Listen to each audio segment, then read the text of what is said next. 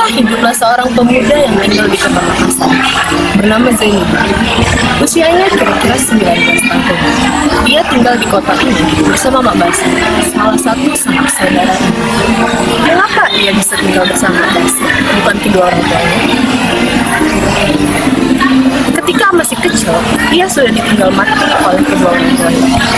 Meski begitu, Zainuddin tumbuh sebagai anak yatim piatu.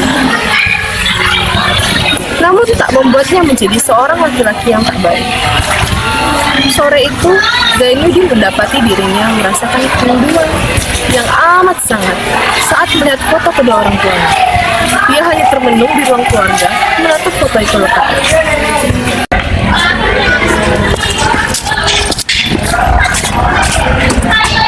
Zainuddin, bukankah kau sore-sore begini akan mencari teman-teman? Kenapa kau diam seperti ini? Saya menunggu, saya sangat bahagia di foto ini. Betapa tidak, foto itu diambil saat Hamida mengandungmu Zainuddin. Kau buat cinta pertamanya Sinta.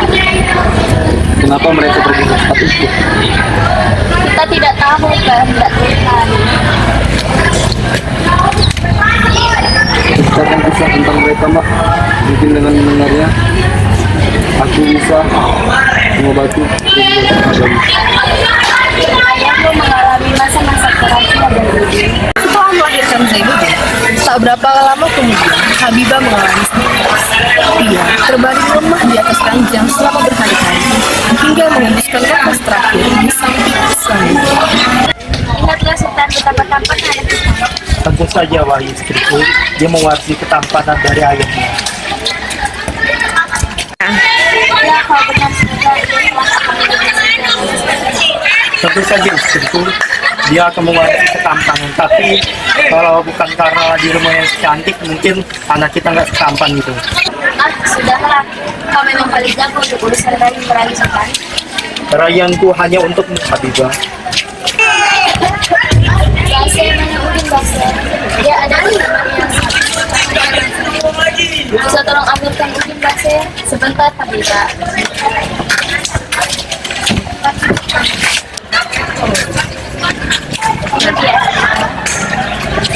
Maafkan ibu, nah ibu tidak bisa menemani ibu bersama lagi. Habibah, ini obatnya agar kau merasa Maafkan aku, Kanda. Aku rasa obat ini tidak akan ada gunanya lagi. Karena aku rasa aku sampai selalu tidak bisa menemanimu membesarkan Zainuddin. Habibah, Habibah, mengapa engkau tinggalkan aku? Wahai Adinda! Ikhlaskan dia. Kalau kau tak ikhlas, dia tidak akan tenang di sana. Aku akan berjanji menjaga anak kita, Adinda. Mungkin. Semoga engkau tenang di sisinya. Apa kau yakin, Zainuddin? Kenapa kau tidak tinggal di sini saja bersama Mak? Sampai terasanya alam sungai. Jika aku masih saja diam di Makassar ini, aku ingin mencari ilmu ke Padang. Kudengar di sana sudah ada sekolah agama. Lepaskan lagi ke sana, Mak. Orang-orang berkata negeri Padang itu amatlah indah. Aku tak punya alasan untuk melarangmu jika memang itu tunggu sebentar. Ini, terimalah Zainuddin. Jangan, Mak. Uang ini Mak simpan saja. Zainuddin hanya minta untuk ongkos pergi ke Padang saja, Mak. Tapi ini hakmu, Zainuddin, terimalah. Jangan, Mak. Mak yang telah merawat Zainuddin sampai sekarang, Mak. Dan Zainuddin hanya minta untuk didoakan saja agar selamat sampai di sana, Mak. Pasti Zainuddin, pasti. Ingatlah, kelak ketika kau sudah sukses, Mak yakin orang tuamu sangat bangga karena memiliki putra sehebat dirimu. Terima kasih. Mak sudah menganggapmu seperti anak Mak sendiri, Zainuddin. Jangan kecewakan orang-orang yang menganggapmu. Kau mengerti apa maksud Mak? Aku mengerti, Mak. Dan tidak akan mengecewakan Mak dan kedua orang tua. Keesokan pagi, Zainuddin pun berangkat menuju desa Batipu di Padang. Ini, Pak El, Pak ini. Benarkah? Tapi bagaimana kamu? Pada hari lelaki, aku bisa pulang ke larut malam dan 9 malam pun aku bisa menunggu. Tapi bagaimana kamu membalikannya? Besok saja antarkan rumah Mbak Zeni. Baiklah kalau begitu, terima kasih atas sebutan.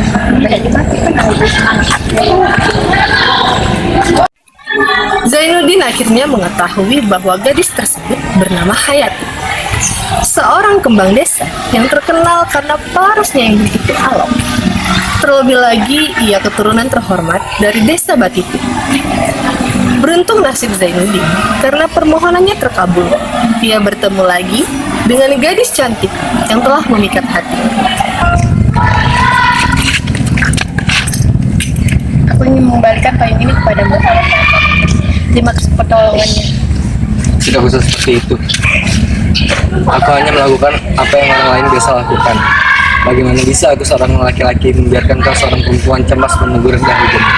Tapi bagaimanapun itu, aku ingin berterima kasih kepadamu karena sudah menolongku. Namamu Zainuddin. Aku banyak sekali mendengar tentangmu. Namaku Hayati. Aku sudah tahu, kembang desa gadis cantik dari desa Batipu.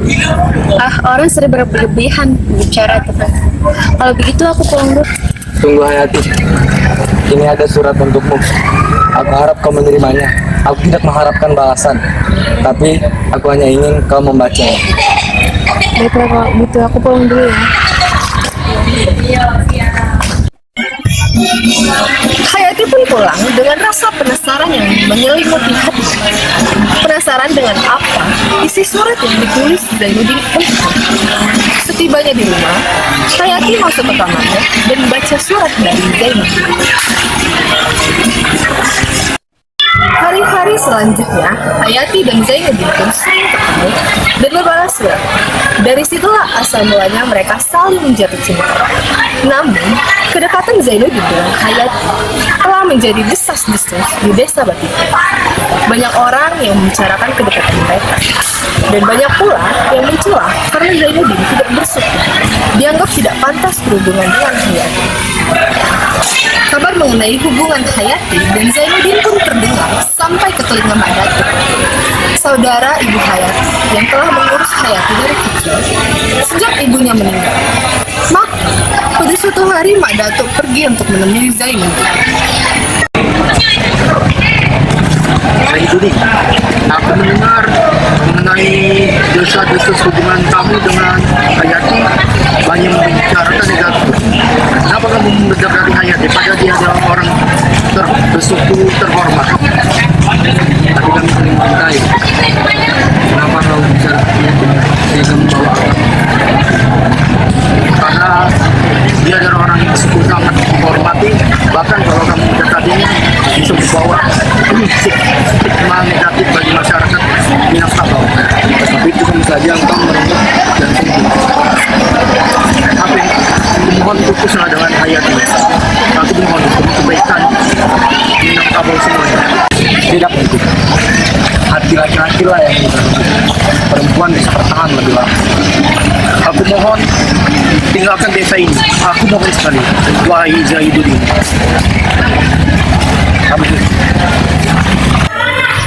Dengan hati yang pedih karena mendengar perkataan Datuk, Zainuddin pulang ke rumahnya. Seperti kata pepatah, sudah jatuh tertimpa tangga. Di rumah pun ia mendapat kabar buruk dari mandinya.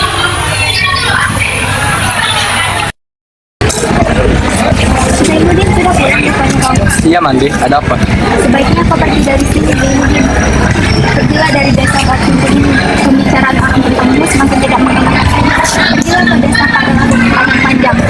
Aku dengar-dengar banyak orang sedang berbuat jahat padamu. Baiklah Mandi, aku akan pergi dari sini. Akhirnya, Zainuddin pun pergi meninggalkan rumah mandinya. Sementara itu, di rumah Hayati, ia pun merasa kesedihannya sangat karena mendengar kabar dari mamanya. Hari itu, hati Zainuddin dan Hayati dirundung duka dan kesedihan yang amat sangat. Cinta mereka yang tulus harus terpisahkan karena perbedaan kasta antara keduanya. Keesokan harinya, Zainuddin pun pergi meninggalkan desa Batu Putih, berangkat menuju Padang Panjang dengan langkah gontak. Setelah kira-kira setengah jam, ia meninggalkan kampung yang permai itu. Di suatu pendakian yang agak sunyi di tepi jalan menuju Padang Panjang, terlihat sesosok perempuan yang sedang berdiri dan menatap lurus ke arahnya.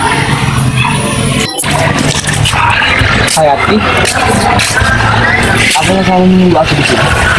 Ya benar Zainuddin, aku menunggu di sini karena kebicaraan Dato dan orang-orang sekitar yang ada menanyakan kita terpaksa melepaskan hubungan kita yang punya kasih sayang ini. Di sini aku melepasmu, pergilah Zainuddin. Jujur, aku adalah orang lelaki yang tidak tahu mereka. Aku tidak tahu lagi mana hasilnya akan melangkah. Tetapi setelah bertemu dengan harapan itu kembali lagi. Kau orang yang Dulu aku telah diisi sepenuhnya olehmu Zainuddin. Aku selalu berkata, biar Tuhan mendengarkan bahwa Allah yang akan menjadi suamiku kelak. Ketahuilah rasanya berat untuk melepasmu berangkat pada hari ini. Tapi apa yang bisa perbuat Zainuddin? Tuhan telah memberikan kesabaran. Semoga kesabaran itu terus menyemangati hati. Menunggu masanya kita akan menghadapi dunia ini dengan penuh kesabaran suatu saat nanti. Hayati, berikan aku tanda dari Tuhan agar aku bisa kuat untuk pergi dari sini. Ini terimalah Zainuddin. Barangkali aku harus pulang sebelum Mak Datuk mengetahui pertemuan kita ini. Baik, terima kasih. Aku akan pergi dari sini. Setelah pertemuan itu, Hayati sering berkirim surat dengan sahabatnya Khadijah di Padang Panjang, mencurahkan segenap kesedihannya. Semenjak berpisah dengan Zainuddin, Khadijah mencoba menghibur kawan karibnya itu. Namun sebenarnya, ia hendak menjodohkan Hayati dengan Aziz. Masih belum bisa melupakan Zainuddin. Tidak secepat itu. Kedatangan Aziz belum bisa sepenuhnya menghilangkan perasaannya dulu kepada Zainuddin. Sejak hari pertemuan mereka, Aziz seringkali berkirim surat dan mengunjungi Hayati. Mereka sering bertemu atas prakarsa Khadijah yang memang berniat untuk menjodohkan Aziz dan Hayati. Perasaan Hayati tidak menentu. Dia masih mencintai Zainuddin, tapi dia harus mengakui kalau Aziz adalah pria yang amat baik. Dia masih sempat berkirim surat dengan Zainuddin yang kini tinggal di Padang Panjang. Ia juga mengatakan bahwa ia akan pergi ke sana dan tinggal sementara bersama Khadijah. Mereka memang bertemu dengan Zainuddin, tapi Hayati malah mendapat ejekan dari Khadijah. Khadijah memandang remeh Zainuddin yang dianggapnya tidak pantas mendampingi Hayati. Singkat cerita, karena merasa cukup memiliki harta peninggalan orang tuanya, setelah Mak Basir meninggal, Zainuddin mengirimkan surat lamaran pada Hayati. Namun di saat yang sama, Hayati juga menerima surat lamaran dari Aziz. Menerima dua surat lamaran dari Aziz dan Zainuddin. Akhirnya Hayati pun menjatuhkan pilihannya kepada Aziz. Akhirnya, pernikahan itu pun dilangsungkan. Zainuddin pun menerima surat yang menyatakan bahwa Hayati menolak lamarannya dan memutuskan untuk menikah dengan Aziz. Karena sangat frustasi dan sedih, Zainuddin pun jatuh sakit. Ia demam tinggi dan berkali-kali menyebut-nyebut nama Hayati. Beberapa hari kemudian, kondisi Zainuddin semakin membaik. Lalu berangkatlah ia ke Jakarta. Zainuddin pun menulis dan menulis lagi mengeluarkan kemampuan terbaiknya, hingga buah dari kerja kerasnya pun tiba. Di sisi lain, hubungan rumah tangga Aziz dan Hayati mulanya berjalan baik. Pekerjaan Aziz menuntutnya untuk pindah ke Surabaya, dan Hayati pun ikut serta untuk menemani suaminya. Ada momen di mana Hayati dan Aziz bertemu dengan Zainuddin. Hubungan Aziz dan Zainuddin sebenarnya baik-baik saja. Mereka tidak lantas bermusuhan karena sama-sama memperebutkan Hayati. Namun saat tinggal di Surabaya, justru rumah tangga Aziz dan Hayati menjadi tidak begitu baik. Karena Aziz mulai sering berjudi, mabuk-mabukan, dan pergi dengan perempuan-perempuan jalan. perangai Aziz, suka berjudi, bermain dengan wanita-wanita, hingga akhirnya pekerjaannya terbengkalai. Aziz pun bangkrut di saat susah seperti itu. Aziz dan Hayati pergi ke rumah Zainuddin untuk menumpang tinggal. Kehadiran Hayati dan Aziz di rumah membuat Zainuddin jarang kurang. Suaminya pergi meninggalkannya, entah kemana dan setelah berapa hari tak pulang. Barulah ia tahu bahwa Aziz telah meninggal karena menenggak racun di sebuah hotel Banyuwangi. Malang benar nasibnya, Zainuddin pun bersikap acuh tak acuh padanya. Zainuddin belum mampu mengobati rasa sakitnya karena Hayati dulu menolak lamarannya. Tapi tidak pernah ada perempuan lain yang singgah di hatinya selain Hayati untuk menemukan kebenarannya. Suatu hari saat ia sedang membersihkan ruang kerja Zainuddin, ia menemukan foto dirinya sendiri di laci meja tempat Zainuddin biasanya menulis.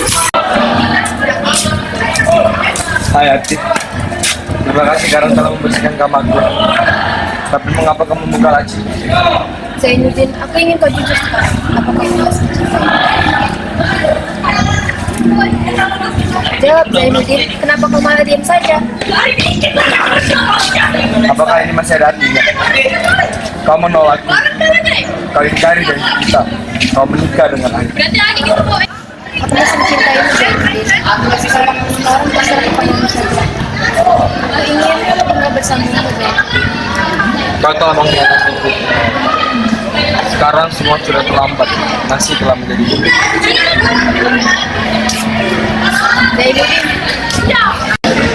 Zainuddin, Ini ada tiket kapal besok pagi. Kau gunakan ini. Pulanglah ke Padang. Besok pagi ada pemberangkatan kapal Pandewi. Pulanglah ke Padang. Kau benar-benar tega Zainuddin. Aku masih mencintaimu. Hayati pulang ke Padang dengan kapal Vanderloo, kapal buatan Belanda yang termasyhur pada saat itu. Tepat saat kepergian Hayati, Zainuddin merasa menyesal karena menyuruhnya pulang. Akhirnya dia pun bergegas menyusul Hayati ke Padang. Sayang seribu sayang, kapal Vanderloo tenggelam dan perjalanannya menuju Padang. Hayati bisa diselamatkan, namun tubuhnya penuh luka, terbaring lemah di atas tempat tidurnya. Zainuddin yang baru tiba di Padang dan mendengar kabar tentang Hayati langsung menuju rumah Hayati.